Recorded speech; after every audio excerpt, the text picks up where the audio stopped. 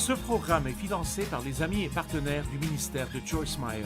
Dieu a dit, je vous ai nommé, je vous ai placé, je vous ai planté, afin que vous alliez et portiez du fruit.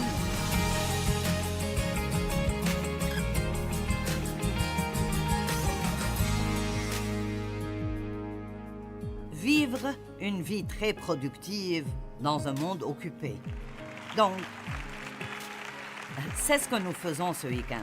Tout d'abord, laissez-moi dire qu'il n'y a pas d'écriture dans la Bible où Dieu nous commande ou même nous suggère même que nous soyons occupés. Elle ne dit pas « soyez occupés », mais elle parle beaucoup d'être fructueux, de porter de bons fruits. Et donc, je veux vous parler de porter de bons fruits, et cela de deux manières différentes. L'une est le fruit de l'esprit. L'amour, la joie, la paix, la patience, la bonté, la bienveillance, toutes ces belles choses permettent aux gens de savoir que nous sommes réels, que nous avons plus qu'un autocollant sur la voiture, nous avons un peu de fruits dans nos vies. Et la deuxième chose, c'est tellement important, et de porter du fruit, de sortir dans votre coin du monde et d'être vraiment bon avec les gens, d'aider les gens, d'aider les personnes qui ne le méritent pas, d'aider les personnes dans le besoin, d'aider les pauvres, de s'impliquer pour améliorer la vie de quelqu'un d'autre plutôt que de passer tout votre temps à essayer de vous rendre heureux. Le moi est toujours le plus gros problème que nous ayons. J'ai récemment lu un livre à ce sujet et je vais le relire. J'en ai besoin. Nous pouvons être tellement absorbés par nous-mêmes que nous commençons à penser que même Dieu vit pour nous et pour nous rendre heureux et nous donner ce que nous voulons. Alors que c'est vraiment le contraire. Bien que Dieu veuille nous bénir et nous donner des choses, nous sommes là pour le servir. Je pense que nous l'oublions parfois. Nous sommes ici tous les jours pour servir Dieu. Chaque jour, nous devrions dire, lorsque nous prions, « Mon Dieu, y a-t-il quelque chose que tu veux faire à travers moi aujourd'hui? Montre-moi quelqu'un que je peux aider. J'ai un plan pour la journée, mais si tu as besoin de m'interrompre, tu peux sûrement m'interrompre. » Dieu interrompt rarement les gens à un temps qui leur convient. Si vous regardez certaines des histoires bibliques que nous avons lues, c'est assez étonnant que presque tous ceux que Dieu a appelés à faire quelque chose de grand étaient occupés à faire autre chose quand Dieu les a appelés. Abraham, nommé alors Abraham, était tout à fait à l'aise dans la vie qu'il vivait. Il avait une femme, il vivait dans sa tente, et Dieu a dit « Fais tes valises et je te montrerai où quand tu commenceras ton chemin. » Combien aimeriez-vous cela? Quitte ta famille et tout ce que tu as et fais tes bagages, et je te montrerai où quand tu bougeras. Noé, je n'imagine pas qu'il s'attendait à ce qu'on lui dise de construire une arche pour se préparer pour un grand déluge. Pierre et Jacques, ils pêchaient. Jésus a dit « Suivez-moi ». Ils se sont éloignés de tout et l'ont suivi. Je pense que beaucoup d'entre nous portent un petit signe invisible sur notre corps qui dit « ne pas déranger ». Ce sont les signes que vous accrochez à la porte de votre chambre d'hôtel lorsque vous ne voulez pas que la femme de ménage vous réveille. Ce n'est pas ce que nous devons dire à Dieu. J'ai mon plan. Ne me dérange pas. Nous sommes là pour lui. Il n'est pas seulement là pour nous. Allez.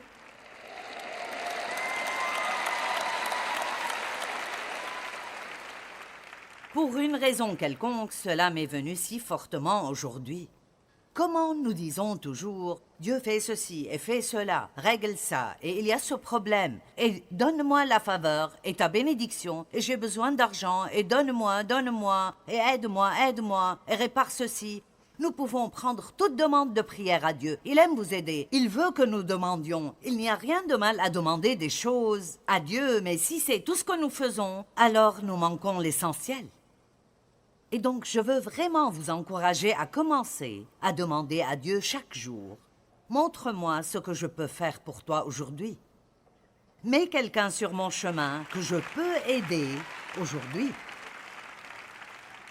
Si vous commencez à prier cela, Dieu commencera à vous surprendre avec certaines choses. Cela n'est pas toujours pratique, mais je vous dis ce que j'ai appris après les années que j'ai vécues. Et c'est que vous ne pouvez pas être égoïste et être heureux en même temps. Ça ne marche pas. Donc, nous ne voulons pas être occupés. Nous voulons porter de bons fruits. Matthieu 12, 33, vous les reconnaîtrez par leurs fruits. Comment le monde est-il censé savoir que le Christ vit en nous? Juste parce que nous avons un autocollant sur notre voiture ou parce qu'il nous voit sortir de notre allée tous les dimanches matins et rester absent pendant 1 heure ou 2, ou que nous portons une croix autour de notre cou, vous savez. Comment vont-ils savoir? C'est par nos fruits. Pour vous dire la vérité, si nous agissions mieux, nous n'aurions même pas à prêcher autant. Les gens pourraient voir Jésus. Nous entendons parler de témoigner à propos de Christ, et je crois en cela, mais je pense souvent que vous devez montrer aux gens quelque chose avant qu'ils n'écoutent tout ce que vous avez à dire. Maintenant, le fruit se voit dans notre comportement, dans nos paroles et dans ce que nous faisons pour aider les autres. Donc, une des questions auxquelles j'aimerais que vous répondiez intérieurement ce week-end, faites une petite réunion avec vous-même après la réunion et demandez-vous avec toute honnêteté, qui est-ce que j'aide vraiment dans ma vie? Dans la vie de qui est-ce que je fais une différence? Et oui, vous élevez peut-être des enfants et vous aidez donc à les faire grandir, et c'est important. Nous devons savoir que nous aidons les autres. Qui est-ce que j'aide? Que fais-je pour améliorer la vie de quelqu'un d'autre? Chaque fois que vous aiderez les gens, ça vous coûtera quelque chose. Ça vous coûtera du temps, de l'argent et des efforts. En fait, nous ne faisons pas plus pour les gens parce que nous ne voulons pas donner nos affaires. Nous voulons les garder. Et certains sont plus égoïstes avec leur temps qu'avec leur argent. Matthieu 21, 18 à 19, j'aime ces écritures. Je ne voudrais pas me lancer dans une bataille doctrinale sur ce que je retire de cela.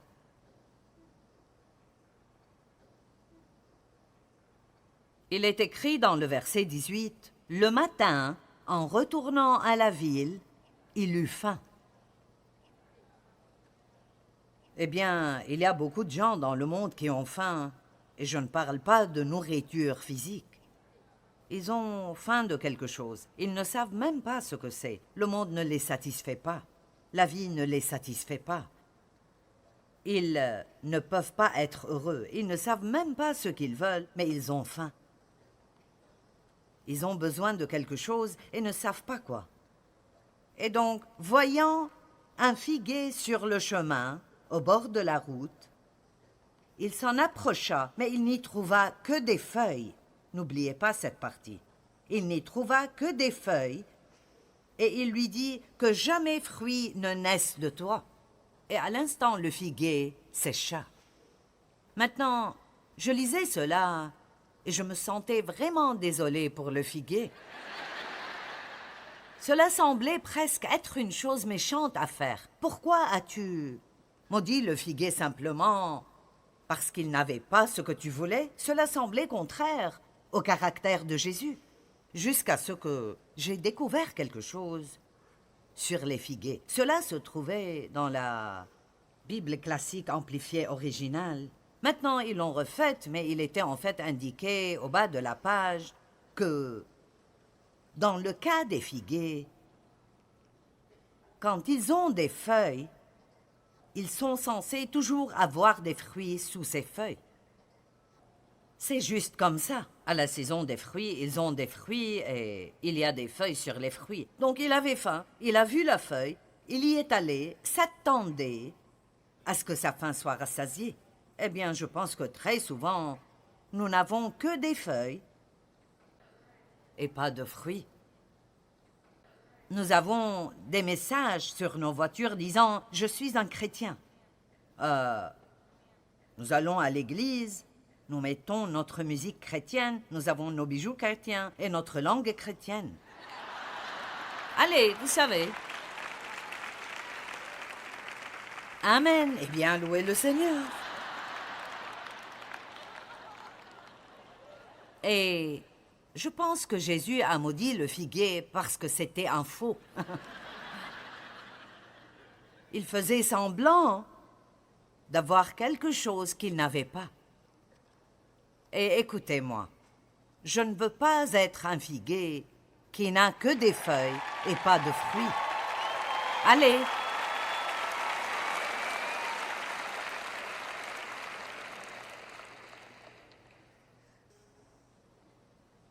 Dieu a dit à Adam, « Soyez féconds et multipliez-vous. » Dieu a dit à Noé, « Soyez féconds et multipliez-vous. » Dans Jean 15, Jésus a dit, « Mon Père sera glorifié aux yeux de tous.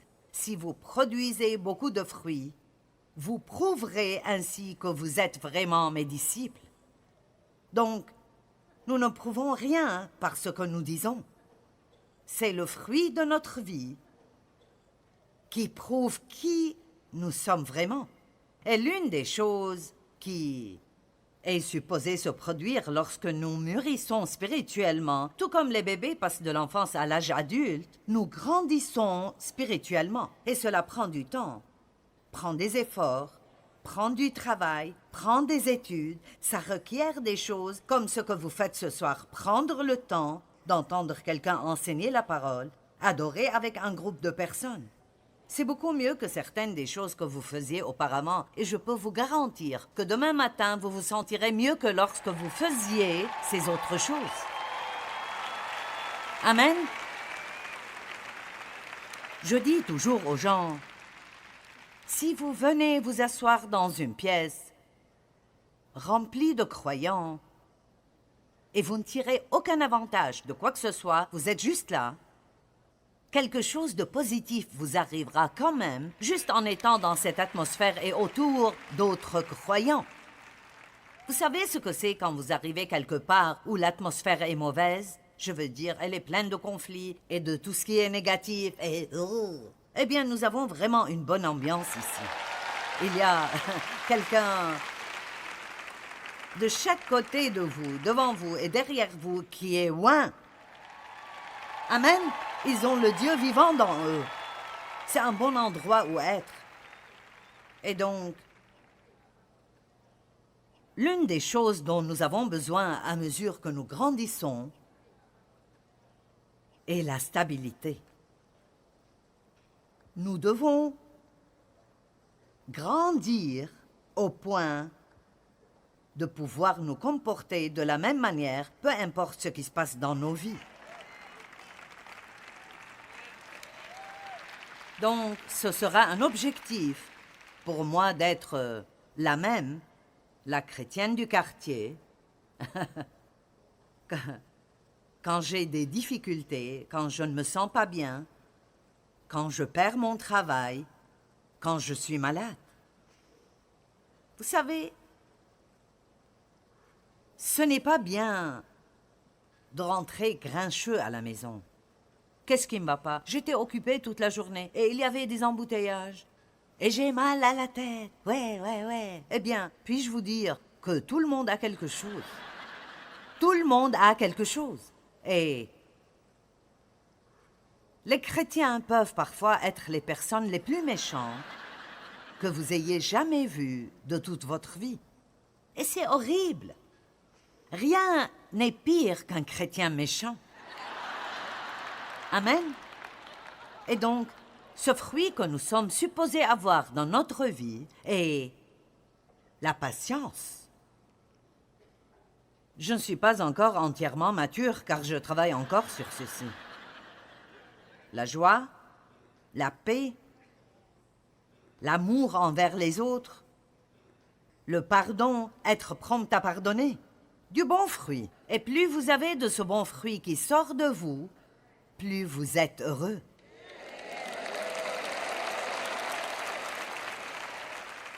Parce que je vous dis la vérité, lorsque nous laissons nos émotions régner et nous agissons mal, nous nous comportons mal, peu importe le nombre d'excuses que nous donnons, nous nous sentons vraiment mal à l'intérieur. Peu importe ce que nous reprochons, nous savons que ce n'est pas bon et nous nous sentons vraiment mal à l'intérieur. Donc je vous dis la vérité, et je peux le dire 100 fois pour que vous ne l'oubliez pas.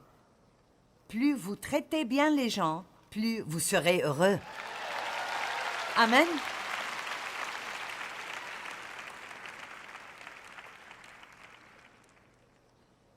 Jean 15, 16. Vous ne m'avez pas choisi, dit Jésus, mais je vous ai choisi. Je vous ai nommé et placé, et je vous ai planté à dessein. J'aime ça. En d'autres termes, où que vous soyez, ce n'est pas un accident. Dieu a dit, je vous ai mis quelque part, et je l'ai fait exprès, et je vous ai planté pour que vous alliez et portiez du fruit. Allez, vous dites, je n'aime pas où je suis. Eh bien, vous n'avez pas à aimer où vous êtes. Vous êtes là pour porter des fruits pour Dieu. Si vous faites ce pourquoi il vous a mis là-bas, alors peut-être que vous serez promu. Si vous continuez à vous plaindre de où vous êtes, ça pourra empirer. Amen. Je dis toujours, se plaindre pour rester, louer pour s'élever, et...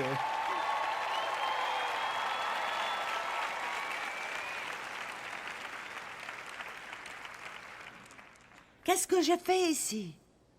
Si nous allons croire les Écritures, Dieu a dit, je vous ai nommé, je vous ai placé, je vous ai planté, afin que vous alliez et portiez du fruit, afin que votre Père au ciel soit honoré et glorifié. Et nous avons dit que c'est la raison pour laquelle nous sommes ici. Honorer et glorifier Dieu. La définition du fruit est ce qui est produit par l'énergie inhérente à un organisme vivant.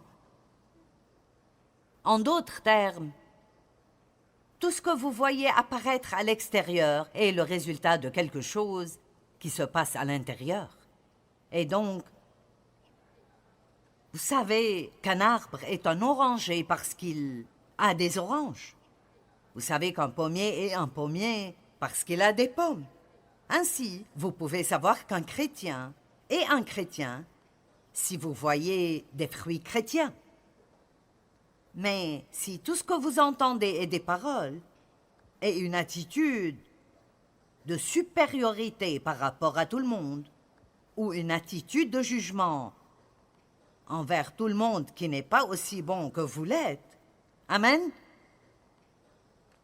Vous savez, il y a tellement de gens dans le monde qui souffrent tellement. Et souvent, en tant que chrétiens, nous sommes tellement habitués à être ensemble et à être tous si spirituels ensemble. Et puis, nous sortons et nous rencontrons quelqu'un qui... Wow! Et la première chose que nous sommes tentés de faire est comme se retirer et s'isoler.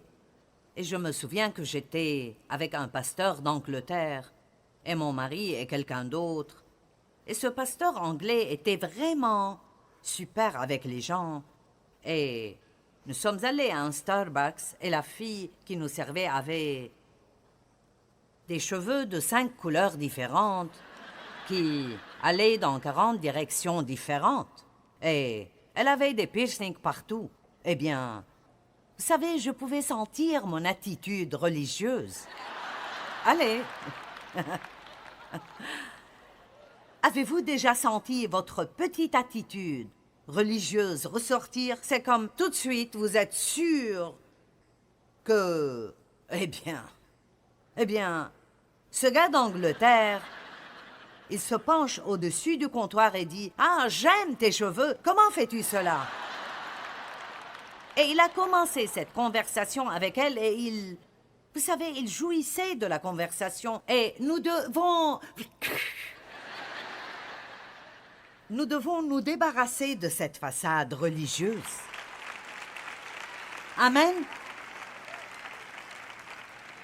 Je raconte parfois cette histoire, mais je raconte tout ce qui est dans mon cœur. J'étais allée faire des courses avec une autre femme et c'est une évangéliste et je suis une enseignante. Et nous sommes allés dans un magasin et la fille a dit « Pourquoi êtes-vous en ville ?»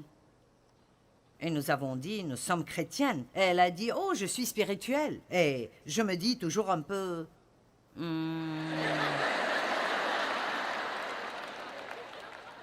Quand vous dites à quelqu'un que vous êtes chrétien et qu'ils vous disent qu'ils sont spirituels, vous devez d'abord savoir de quel type de spiritualité ils parlent. Et donc, nous avons parlé un peu et pendant la conversation, elle a dit quelques jurons de très mauvais et elle a dit « Oh, je suis désolée. » Puis elle a dit « Je pense que Dieu jure. » Eh bien... J'ai été vexée là. Je vais défendre Dieu. Je me suis penchée et j'ai dit, Dieu ne dit pas de jurons. Et mon ami évangéliste est venu juste devant moi et a dit, mais il aime les gens qui le font.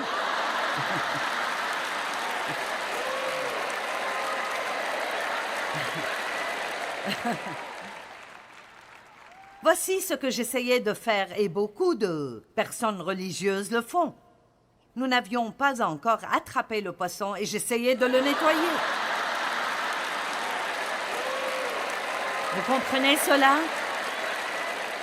Donc, vous pouvez avoir une attitude vis-à-vis des personnes au travail et juger les mauvaises choses qu'ils font autant que vous voulez, mais ce serait bien mieux de faire ce que Jésus fait et de rencontrer les gens là où ils sont. Allez maintenant. Il rencontre les gens là où ils sont et en les aimant, il les aide à aller là où ils doivent être.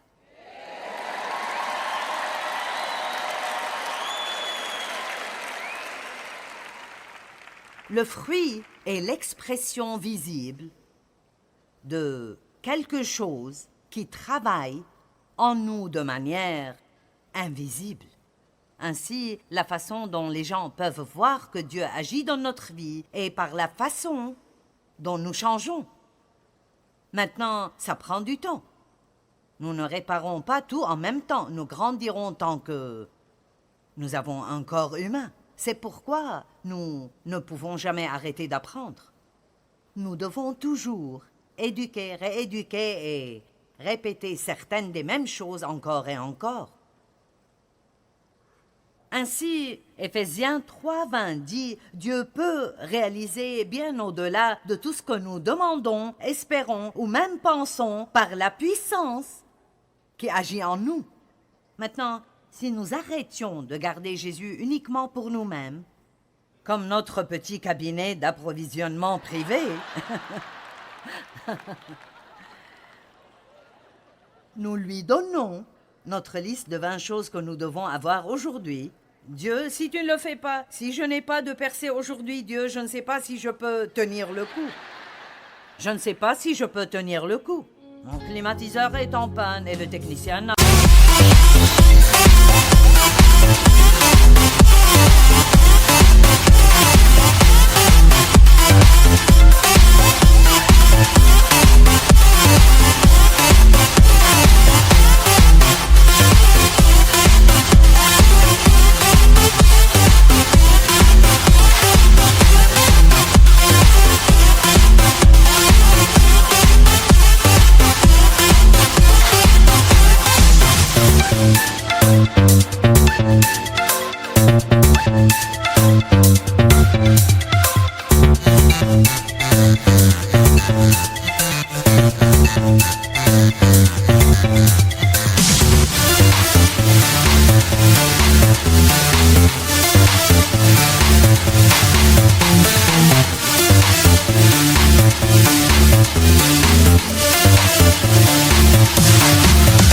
N'arrive pas, je suis déprimée.